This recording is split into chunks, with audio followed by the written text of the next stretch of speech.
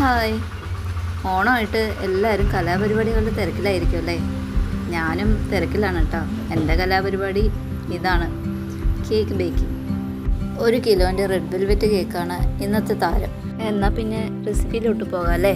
ആദ്യം തന്നെ ബേക്ക് ചെയ്യാൻ ഉദ്ദേശിക്കുന്ന ടിന്ന് ഓയിൽ തടവി ബട്ടർ പേപ്പർ വെച്ച് സൈഡാക്കി വെക്കാം. എന്നിട്ടൊരു ബൗൾ എടുത്ത് 1 കപ്പ് മൈദ, 1 സ്പൂൺ കൊക്കോ പൗഡറും 1 സ്പൂൺ ബേക്കിംഗ് പൗഡറും ഇട്ട് നന്നായിട്ട് മിക്സ് ചെയ്ത് മാറ്റി വയ്ക്കുക.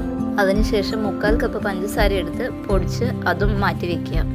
പിന്നീട് നനവില്ലാത്ത ഒരു ബൗൾ എടുത്ത് അതിലേക്ക് 4 മുട്ട പൊട്ടിച്ചൊഴിക്കുക.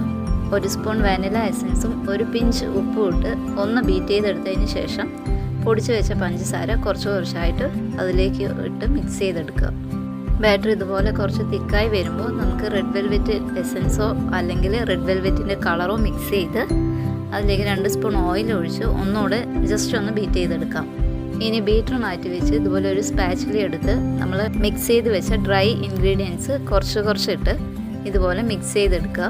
ബാറ്റർ തിക്കായി വരുവാണെങ്കിൽ ഇതുപോലെ 4 സ്പൂൺ പാലും കൂടെ ഒഴിച്ച് നന്നായിട്ട് മിക്സ് ചെയ്ത് ഇളക്കിയെടുക്കുക. നന്നായി മിക്സ് ചെയ്തതിന് ശേഷം 1/2 സ്പൂൺ വിനാഗിരിയിൽ 1 നുള്ള് സോഡാപ്പൊടി ഇട്ട് ബാറ്ററിലേക്ക് ഒഴിച്ച് ഒന്നുകൂടി മിക്സ് ചെയ്തെടുക്കുക. എന്നിട്ട് ആദ്യം റെഡിയാക്കി വെച്ച ടിന്നിലേക്ക് ബാറ്റർ ഒഴിച്ച് നമുക്ക് ഓവനിൽ വെക്കാവുന്നതാണ്.